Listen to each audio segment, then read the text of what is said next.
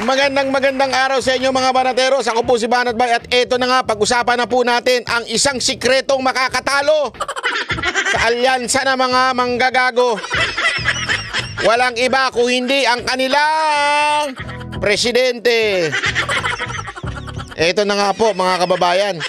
Eto na ho sigurado, eto na siguradong magpapatalo ho dito sa alyansa nitong mga senador na ito. Kasi alam nyo kung bakit, alam nyo yung mga Pilipino. Ito, sasabihin ko lang sa inyo ito Ang mga Pilipino, kaya ho nilang malaman kung ikaw ay totoo o hindi. Alam nila kung nagpe-pretend ka lang. Alam nila kung ikaw ay makatotohanan. Hindi ho yan nabobola, hindi ho yan napapaikot ng mga Pilipino. Kaya nga ho mga kababayan, importante, kaya nga pansinin ninyo, bakit mas pumutok ang social media kesa sa telebisyon?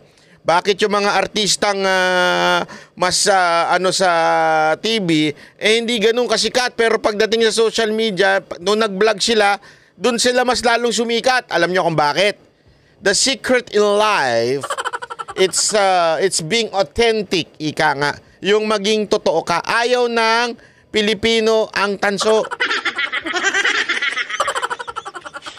Ayaw niya ng mga Pilipino yung mga tanso. Kaya nga importante maunawaan natin na unang araw pa lamang yung proclamation ng alyansa ng mga manggagago, ay ano pa ho, dyan pa lang sa simula, alam mo na kagad matatalo sila. Alam mo kung bakit, kanyo? Kasi ang ginamit ba naman, yung salitang suka. Dahil po dyan sa suka na yan, mga kababayan, alam naman po natin ang ginagawa ng suka, di ba? Pagka nilagay mo dyan yung kwintas ng ginto, dyan mo malalaman kung ang isang ginto ay pure o di kaya tanso. So ang talagang sumisira sa tanso itong mga suka. Pero hindi yan ang pag-uusapan natin. More than that. Ang pag-uusapan natin, hindi lamang po yung komento ni Marcos na tungkol doon sa suka. Pag-usapan natin yung awayan ng Marcos versus Marcos.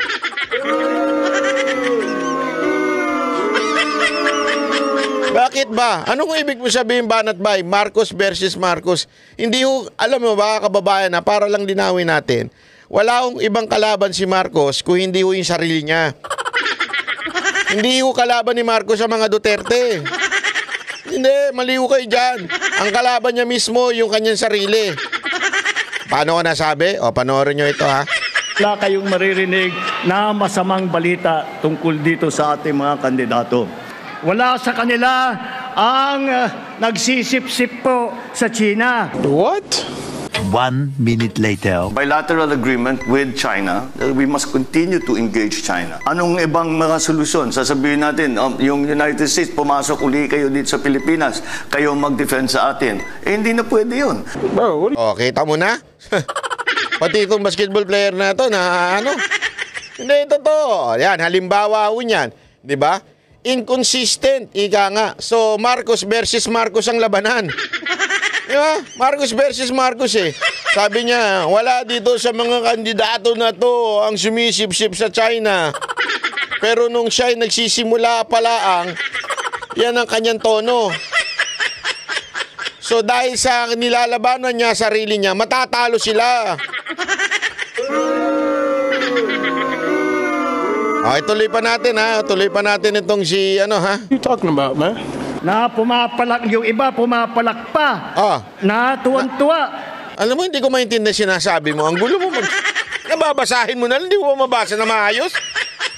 Alam mo, doon sa sukatan, doon sa SMNI, alam mo, ako naunawaan ko na mahirap magbasa. Lalo na pag malayo, kasi malayo yung camera, malayo yung teleprompter. Pero pambihira, dyan na lang, nasa tabi mo na, di mo pa mabasa.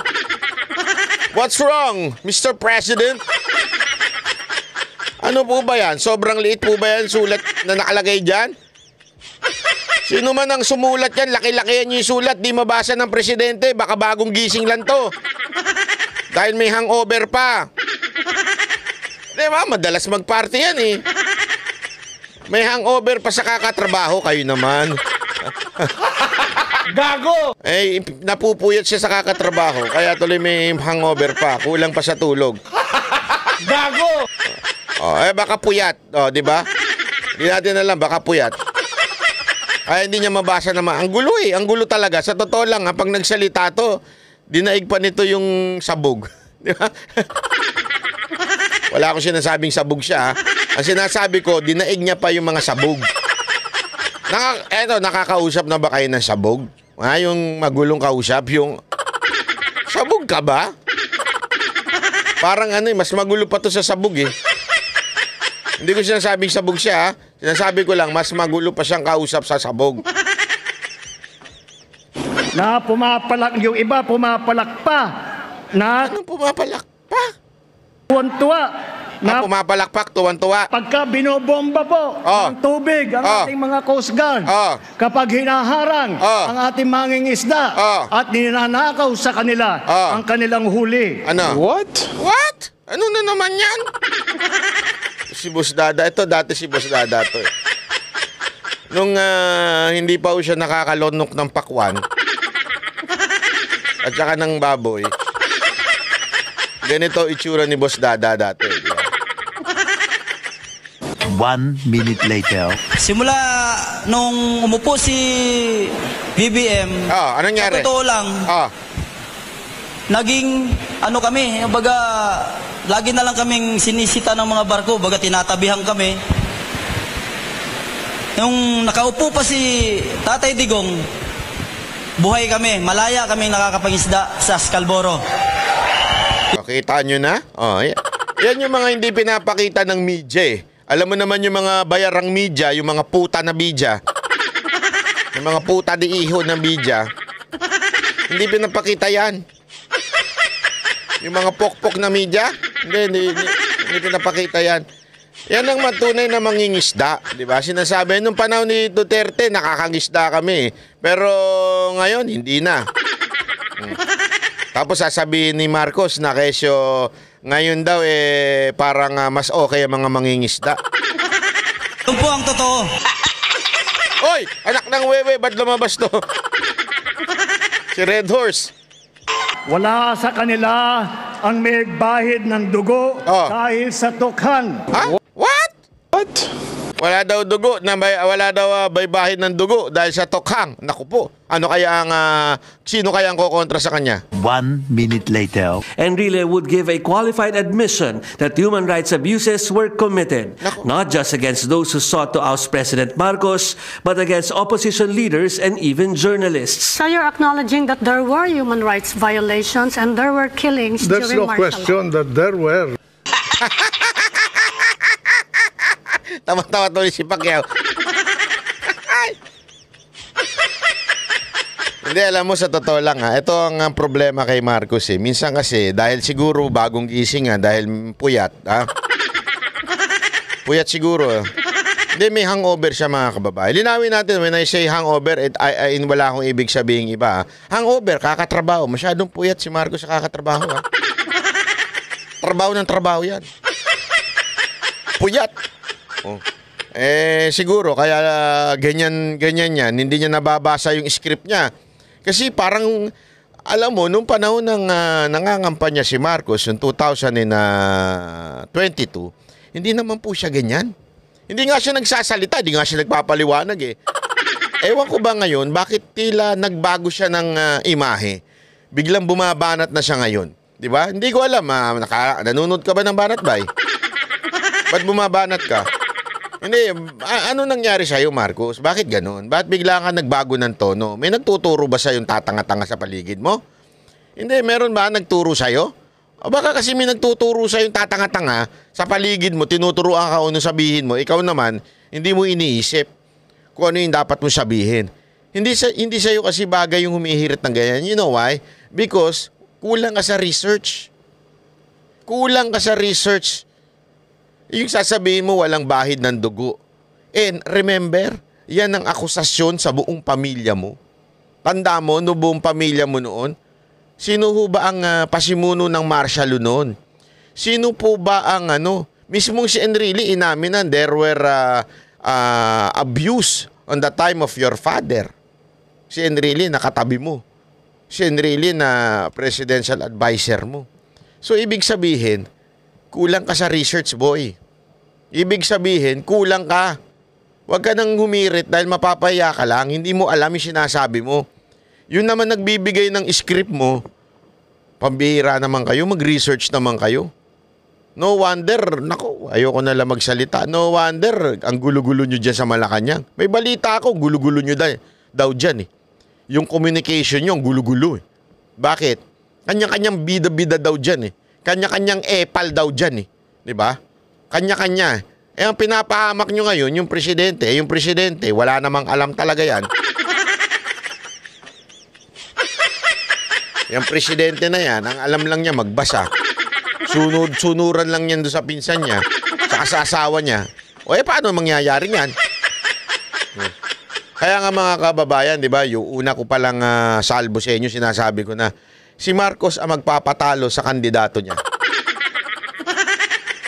Oh, swear. Si Marcos ang magpapatalo sa kandidato niya. Maniwala kayo sa akin. Pag hindi tumigil yung kakadaldal, matatalo talaga yung mga kandidato niya.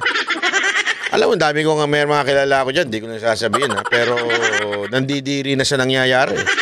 Gusto na umiwas eh. Oh, gusto na umiwas. Di ko na lang papangalanan ha, pero meron akong kakilala dyan, gusto na umiwas sa campaign kung saan nandun si Marcos eh. Yung iba nga umiwas na eh. Di ko na lang sasabihin kung sino ha, pero ganyan po, ganyan na po nangyayari diyan sa sa campaign na 'yan. Kaya masisira ho talaga. O hindi pa tapos 'yan, meron pa. Makakala nyo tapos na kagad 'yan, meron pa. Ito. At masasabi ko, nabanggit na po natin ng Yolanda. Alam niyo po, yan ang record po ni Senator Tolentino sa MMDA. Nung nasa Leyte kami, nasa Tacloban kami, walang dumadating po na tulong. Ang unang dumating na tulong ay galing kay Senator Tolentino po, ng patay tayo MMDA. dyan. Unang dumating na tulong ay galing kay Senator Tolentino. Ako po, patay tayo dyan. Eto, patunay na naman na hindi marunong mag-research to si Marcos. Napuyat na naman siguro siya. Puyat ka ba, sir? Hindi ka ba talaga marunong mag-research? O daldal ka lang ng daldal? O kung sino-sino. Kasi yung barkada mo kasi. Hindi, ako nagtatanong lang ako, sir. Sir, may tanong ako. Yung barkada mo ba sabog? Bakit? Banat ba? Eh kasi parang yung mga napapagkwentuhan nyo, kwentuhan ng mga sabog eh. Kaya ako, di naman ako naniniwala na... Hindi, personal. Di ako naniniwala na sabog ka. Maayos ka naman magsalita dyan. Di ako naniniwala.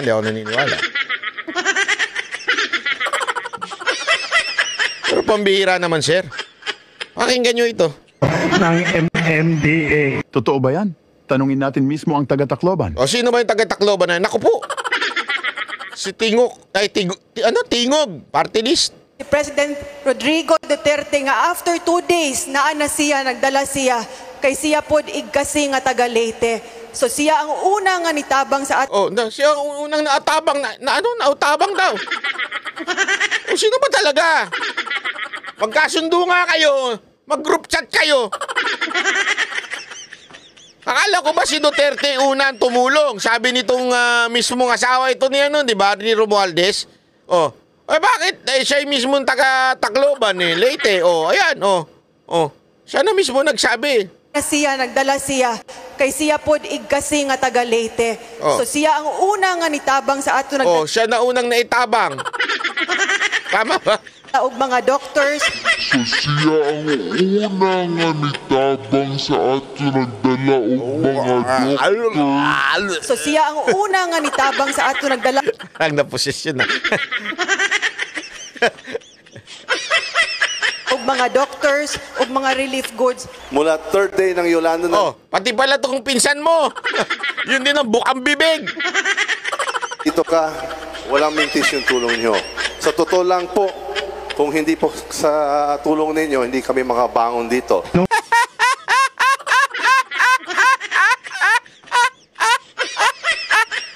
Katawa-tawa talaga itong magpinsan na to. Pinuri niya pa si Bongo noon. Kung hindi dahil sa inyo, talaga ang unang tumulong. Kaya kayo. Kaya kayo. Kaya baniwala kayo sa hindi. Kayo ba, sangayon sa sinasabi ko? Sangayon po ba kayo na magpapatalo dito sa mga senador ni Marcos, walang iba kung hindi si Marcos? Sangayon ba kayo dyan? O ba, syempre, sabi ng iba. Yeah? Nasa Leyte kami, nasa Tacloban kami. Walang dumadating po na tulong. Si President Rodrigo Duterte nga after 2 days na siya, nagdala siya kay siya pod igkasi nga taga Leyte. So siya ang una nga nitabang sa ato nagdala og mga doctors.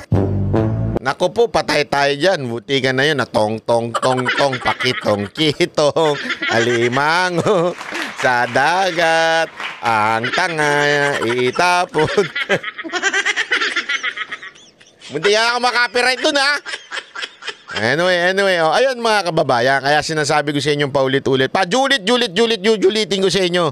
Kaya nga sana, natin yan, ipanalangin natin na laging umattend ng rally si Marcos sa kanyang alyansa na mga manggagago.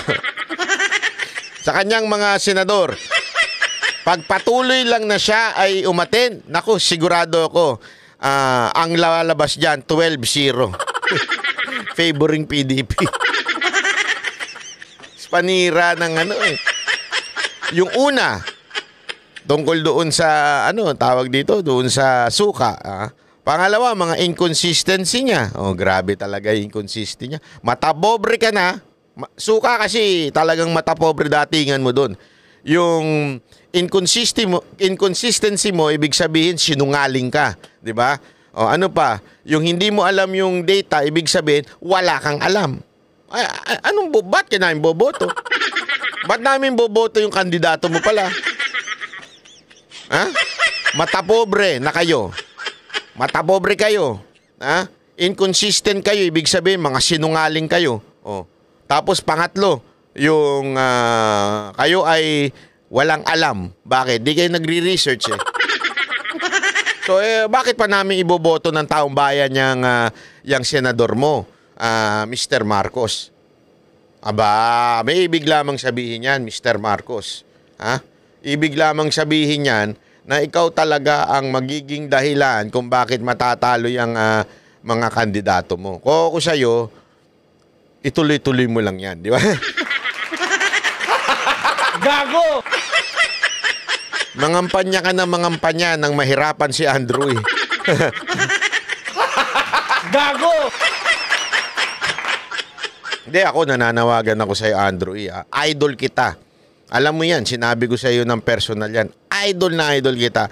Sa tingin ko, walang tatalo pagdating sa performance at talino, wais, strategic, everything about sa'yo, Andrew. Pero maawa ka sarili mo, ito'y kalulubog mo. Maniwala ka sa akin, lulubog ka dahil dito. Kasi lulubog na yung ganyang klaseng mga politiko, yung mga trapo, lulubog na yan Sasama ka dyan. Maniwala ka sa akin, Andrew. Sana take my, it's not worth it, yung budget na binibigay. Siyempre may budget siya, mga kababayan. Huwag naman natin sabihin na bayaran siya, ha. Normal lang po na may budget siya. Kasi po, siya po ay artist. Siya po ay entertainer. So, binabayaran lang siya. I understand na may mga entertainer na binabayaran na para mangampanya. Pero kung ako sa'yo, Andrew, masisira ka. Masisira ka dyan. Promise. Sira ka na nga ngayon dahil sa nangyayaring kita mo, wala na sumisigaw sa'yo. Ang dami ninyo yan, ha? Ang dami ninyo ng kandidato niyan. Nandiyan pa yung presidente, mantakay mo, wala sumisigaw sa'yo. Doon sa proclamation rally ni Pastor Kibuloy, mag-isa lang siya. Nationwide pa, ha? Tapos lahat sila ganun passionate sa pangangampanya kay Pastor. Tapos ikaw, ilang kandidato mo? Bakit? Kasi wala na Wala na. Yung mga kandidato ni Marcos, lalong-lalo na si Marcos. Wala na mabubudol yan. Mga kababayan, kung kayo magpapabudol pa uli. Ewan ko na lang, ganito na lang kasi mga kababayan eh. Yung mga nanonood sa akin dito ha, kayo hindi kayo maka Duterte, hindi kayo maka eto na lang. Sino, kung sa tingin ninyo talagang nagmura ang bilihin, umayos ang buhay ninyo, gumanda ang society natin, yung peace and order umayos, tumahimik, naging peaceful ngayon. Ako na magsasabi sa inyo, tulad ng sinabi ni Pangulong Duterte, iboto ninyo ang lahat ng senador ni Marcos. Pero, kung kayo ngayon ay mas naghirap, kayo ngayon ay mas nagutom, kayo ngayon ay mas takot dahil alam nyo may krimen na nanggaganap sa ating bayan, bakit nyo pa iboboto si Marcos at saka, yung kanyang kandidato? O ibig sabihin, nabudol kayo noon nung binoto nyo si Marcos. Budol na budol kayo. Bakit? Tingnan nyo kalagayan ninyo ngayon. Kalagayan ng bawat isa sa atin. Nabudol na kayo noon. Maniniwala uli kayo sa kanya ngayon? Iboboto nyo pa yung mga kandidato niya? Ano tawag sa inyo? Huwag nyo araw-arawin ng pagkabudol. Delicate yan. Nadadala yan minsan sa pag-ibig pag nangyari yan. Baka mabudol kayo ng mga jowa at asawa ninyo. Hindi nyo na namamalayan kasi tatanga-tanga na kayo. Mantakin mo na, budol na nga kayo sa pagboto kay Marcos. Papabudol pa kayo ngayon? May tawag na sa inyo. Yeah? Bahala po kayo. Kayo na yun. Kayo na po ang bahalang umusga. Basta, ang akin lang dito, lagi nyo lang tatandaan, doon tayo sa totoo. Diba? Doon lamang po tayo. Straight PDP. Tapos dagdagan nyo na lang. Isama nyo na. Para sa akin, ha? Isama nyo na. Ako, ang choice ko, Bentul po ako. Sasama ko yan sa akin, ha? Kayo, kung gusto niyo iba isama nyo, walang problema. Pero sa akin yun, isasama ko. Si Busita, sasama ko yan. Hindi to mga pro Duterte, pero may mga nakita ko may nagawa. So, sasama ko din yan, di ba? So, yung iba sa inyo, bahala na kayo. Kanya-kanya ho yan. Basta pinaliwanag ko na sa inyo. Okay? Maraming salamat po. Ako po si Banat. Bye! Yan ang Banateros, boses ng ordinaryo Pilipino. Banateros ay walang